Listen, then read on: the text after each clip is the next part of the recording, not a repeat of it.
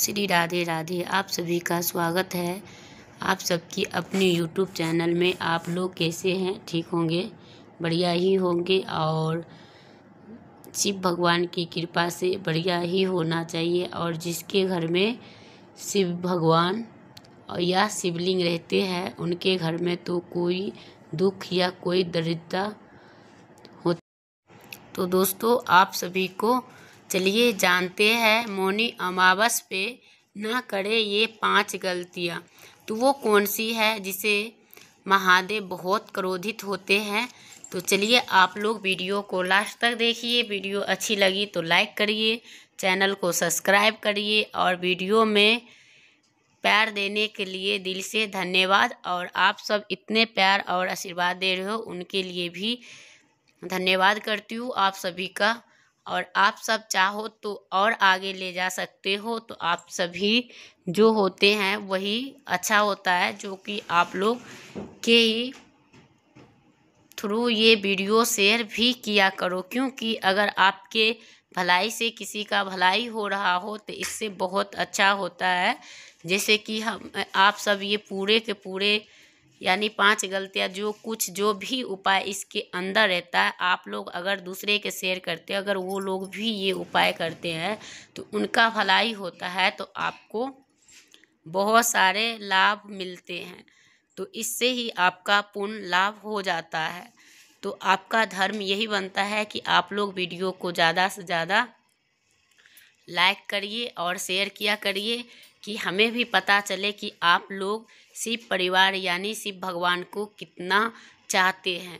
तो चलिए दोस्तों, आप लोग के मैंने बता दी हूँ। और अगर आप सबको शिव परिवार या शिव भगवान प्रिय होंगे तो ये वीडियो कहीं से स्किप मत करिएगा और वीडियो को लास्ट तक देखना है।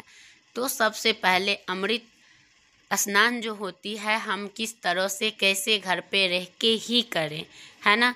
तो मैंने इससे पहले भी एक वीडियो डाली हुई हूँ इसी चैनल पे, आप लोग सर्च करके देख सकते हो।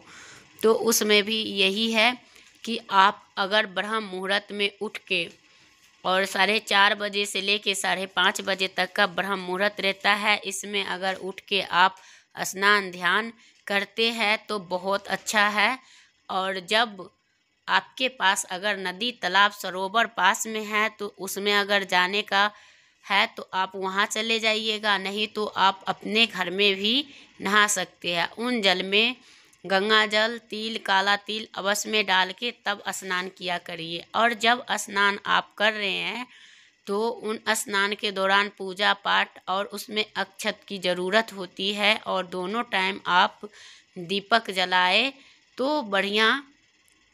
और आपको अमृत दान का स्नान का पुण्य मिलेंगे। और दान में आप डेली चाहो तो डेली कर सकते हो। अगर आप इकट्ठा एक दिन करना चाहते हो, जिस दिन लास्ट दिन होंगे तो उस दिन भी कर सकते हो। लेकिन हाँ, इस स्नान दान में आपका यही होगा दोस्तों कि आप लोग जैसे स्नान करते हैं तो उस टाइम आपको जो कार्य करना है वो है ये कि आपको सात्विक भोजन लेना है। और आपको अन्य घर का अन्न, पराये अन्न को भोजन नहीं करना है। और आपको अपना ही घर का भोजन, और उस दौरान आप कहीं नहीं जाना है। अगर आप कहीं भी जाते हैं, कहीं किसी का घर का भोजन करते हैं तो फिर आपका व्रत, आपका जो अमृत स्नान है वो खंडित हो जाता है और महादेव जी क्रोधित हो जाते हैं। तो अगर आप शिव भगवान के प्यार और आशीर्वाद चाहते हैं और आप अपने घर में हमेशा खुश और सदैव माता लक्ष्मी के कामना करते हैं, माँ भवानी का, तो आपको ये ज़रूर करना है दोस्तों कि आप उनको, जो आप जानते हैं आप लोग की भी कितना प्रिय होता है इनके लिए मक्खन। जो मक्खन होते हैं वो अगर शिवलिंग के ऊपर इनका लेपन करते हो तो शिव भगवान अत्यधिक प्रसन्न होते हैं और आप जो चाहो वो आप मांग सकते हैं। और जो व्यक्ति दही का लेपन करते हैं यानी शिव भगवान का चढ़ाते हैं तो उनके घर में सुख समृद्धि आती है। तो इस तरह से आप लोग इन अमृत स्नान के दौरान आप सब ये शिवलिंग पे चढ़ा सकते हैं और दान में भी दान भी कर सकते हैं, दही का, दूध का, मक्खन का, तो ये सब भी होते हैं। और अगर आप दूध से करते हैं तो आपके घर में हमेशा हमेशा के लिए से परिवार रहता है और आपके घर में मतलब अन्न धन का कोई कमी नहीं होता है और आपका भंडार हमेशा के लिए भरा रहता है और आपका परिवार खुशहाल जिंदगी जी के यापन करता है। तो यही सब करते हैं। और जो व्यक्ति अगर तेल दान करते हैं तो उनके लिए शिव भगवान और शनिदेव भी इतने अत्यधिक मतलब उनसे प्रेम प्रसन्नता करते हैं कि जिनके कोई मतलब शब्द ही नहीं है कि उनके देख के वो कितने प्रसन्न होते हैं। और आप सबको जितने सारे दुख के कष्ट के सामना कर लिए वो तो कर लिए, लेकिन अब आपको ऐसा कष्ट नहीं देखने के लिए मिलेंगे। तो यही है दोस्तों, तो ये ज़रूर करना चाहिए। और उनके साथ साथ आपको ज़्यादा से ज़्यादा ये भी ध्यान रखना है कि उस दौरान आपके घर में कोई भी ऐसा भोजन ना बनाए, जैसे कि सात्विक भोजन के दौरान आपको वही भोजन करना है जितने दिन आप स्नान ध्यान करेंगे। 1 महीना करना चाहो तो 1 महीना, चाहे आप जितने दिन सामर्थ हो उतने ही दिन। लेकिन ये है कि गर्म पानी में कभी भी भूल के ये गलती नहीं करना है कि गर्म पानी करके उसमें गंगा जल डाल दें, फिर ये विष में के समान हो जाता है, विष के समान यही होता है।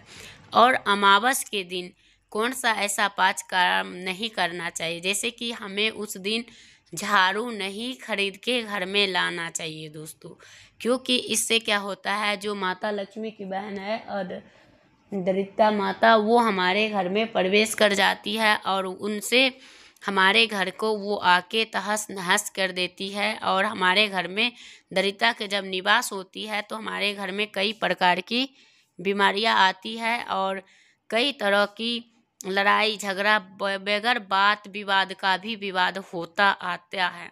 तो इन चीज़ों से भी बचना चाहिए आपको और ये कार्य नहीं करना चाहिए जिससे आपकी घर में धन की और तरक्की का, बिजनेस का, व्यापार का हो, वही करना चाहिए। और अमावस के दिन आपको जैसे कि कोई लोग दारू शराब मांस मदिरा ये सब भी भोजन करते हैं तो उस दिन इन चीज़ों से भी बचना चाहिए, क्योंकि उस दिन जो है बुरी शक्तियाँ, बुरी आत्मा, नेगेटिव चीज़ ये सब बहुत भटकते रहते हैं, तो कब प्रवेश कर जाता है, तो उनसे आपको बचने के लिए इन चीज़ों सब का नहीं करना चाहिए प्रयोग। और उस दिन जैसे कि जो व्यक्ति अमृत स्नान कर रहा हो और या अमावस के दिन, मौनी अमावस के दिन अगर ये बैगन के सब्जी खा लेते हैं तो उनसे भी उनके घर में दरिद्रता के निवास होती है, क्योंकि शंकर जी को आप लोग जानते हो कि जब भोले बाबा का पूजा होता है सावन में तो 1 महीना लोग बैगन नहीं खाते, जो कि हम लोग भी नहीं खाते हैं। तो उसी ऐसे ही इसी तरह से इनमें भी यही होते हैं दोस्तों कि जब अगर आपने अमृत स्नान का या अमावस पे स्नान कर रही है तो आपका बैगन की सब्जियां को दूर रखनी है। और अगर आप तुलसी माता को पूजा याचना कर रही है तो अमावस के दिन तुलसी माता के पत्र ना तोड़े और पूजा करे, थोड़ा दूर से ही कर ले तो अच्छा है, और नहीं तो फिर आपको कोई न कोई बुरा प्रभाव का असर पड़ता है। तो यही सब है। अगर उस दिन आप 3 या 5 दीपक जलाते हैं तो सबसे श्रेष्ठ ये होता है। और वो दीपक कहाँ कहाँ जलाना चाहिए और किस तरह से जलाना होता है और उस दीपक में कौन सी तेल डालना चाहिए या घी डालना चाहिए तो हम ये भी बताएंगे दोस्तों। तो आपको अगर दान करना हो दीप दान तो आपको सबसे पहले आपको अपना घर के मंदिर यानी जो इष्टकोण होता है उसमें जलाना चाहिए। फिर उनके बाद आपको मुख्य द्वार पर जलाना चाहिए। दूसरा जो किचन में पानी के जो रहता है बर्तन, वहाँ पे आपको थोड़ा सा तिल या चावल, तिल का ही लगाइए तो अच्छा है, ढेरी लगा के उसी तिल पे ये दीपक घी का और गौ माता का घी का होना चाहिए। और नहीं हो उसके बाद आप डब्बा वाला ले आए और उससे भी नहीं हो तो आप तिल के तेल यूज कर सकते हैं, लेकिन हाँ ध्यान रहे कि सरसों तेल का यूज नहीं करना है दोस्तों। ये हो गया। और इनके बाद आपका 3 दीपक तो हो ही चुका है। तो एक जहाँ पे जो अगर शिवलिंग रखे हैं छोटा तो वहाँ पे जला दे, एक तुलसी माता के पास जला दे।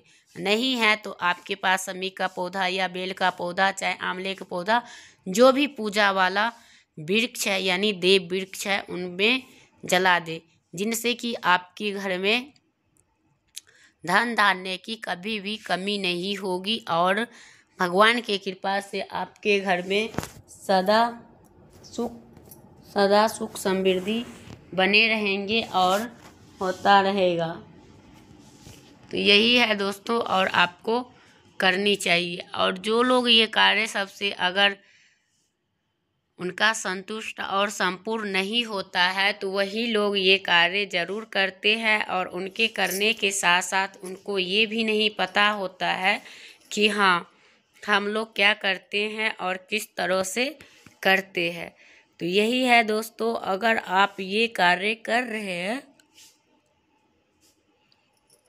तो आपको इन चीज़ों से भी बचना चाहिए, कि जैसे कि आप किसी भिक्षुक के, किसी भिखारी को अगर अनादर या अपमान करते हैं तो आपको गरीबी की सामना करना पड़ता है और आपको कई तरह की संकट से भी झुलसना पड़ सकता है।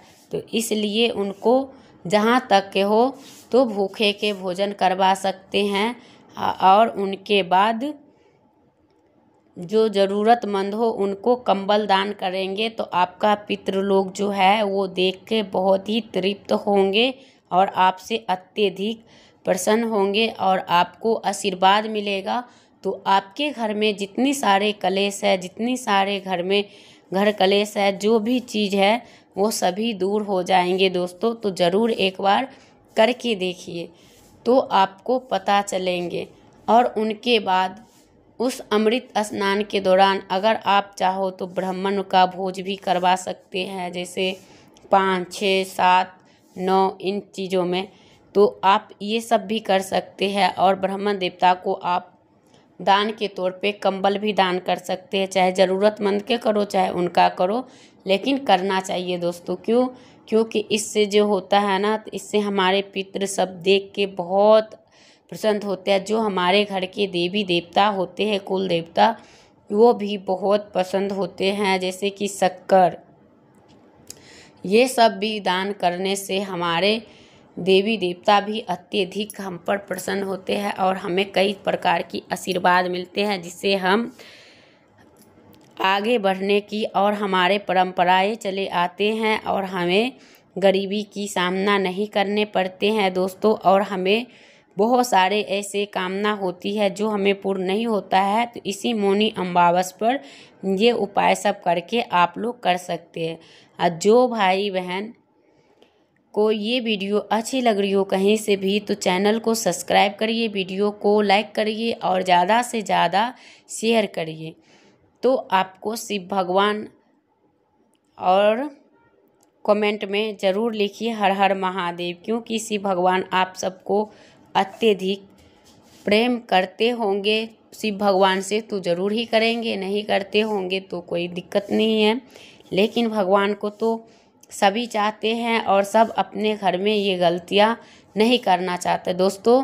और मैं बता दूं कि अमावस के दिन जैसे कि धारेदार चक्कू, जैसे कि आपको बता दूं कि कोई ऐसा भी चीज़, वो चीज़ आपको घर में नहीं रखना चाहिए और नहीं लेके आना चाहिए। उस दिन आपको आटा, नमक, ये सब चीज़ों का भी खरीदना वर्जित है, जिससे कि आपके घर में नुकसान हो तो वो चीज़ नहीं खरीद के लाना चाहिए। जो चीज़ से आपकी सफलता प्राप्त हो, जो चीज़ से आपको फायदा हो, जीवन सुखमय हो, वही कार्य आपको अपनाना चाहिए दोस्तों। नहीं तो फिर आपको गरीबी की सामना करना पड़ सकता है और आपको कई तरह की दुर्घटना भी हो सकता है अगर आप उन दिन के लिए नहीं मानते। और जो लोग अगर उस दिन को, अमावस के दिन के मांस मदिरा जैसे सिर धो के स्नान करना, ये सब कार्य करते हैं। शेविंग बनाना, बाल कटवाना, चाहे महिलाओं हो या आदमी, दोनों में कोई बाल कटवाए तो उससे भी उनका जो कुल देवता से लेके आपका जो ये शिव भगवान है ये भी क्रोधित होंगे और आपका कुल देवता भी होंगे, तो सभी नाराज हो जाएंगे। तो सोचिए आप कहीं के नहीं रहेंगे।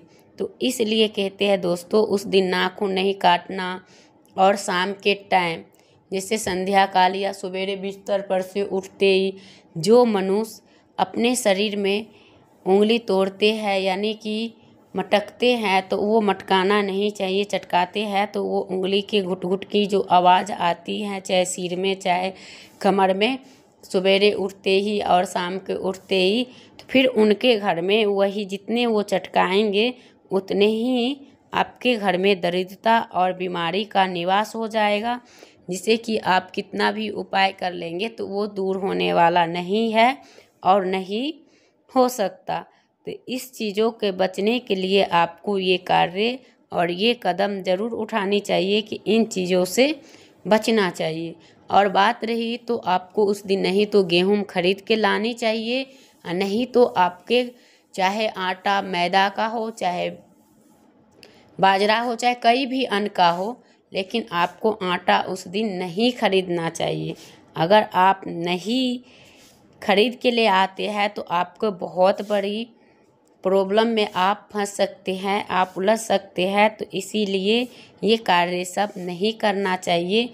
और जहाँ तक का हो तो आप शॉपिंग में सोना चांदी कपड़ा वस्त्र और जो होता है कॉस्मेटिक सामान ये सब आप खरीद सकती है। तो इन चीज़ों के लिए रोक टोक नहीं है। उस दिन आप जितना बढ़िया सोना चांदी जिस तरीके से खरीदेंगे तो उतना ही अच्छा और उतना ही बढ़िया होगा। और जो लोग नहीं खरीद पा रहे हैं तो उन लोगों के लिए यही है, तो कोई बात नहीं, जिनका जो सामर्थ्य है वही खरीद सकते हैं, और नहीं है तो कोई नहीं, हमें नहीं खरीदनी है। लेकिन हाँ, जहाँ तक हो सके तो हमें इनका पूर्ण लाभ उठाना चाहिए।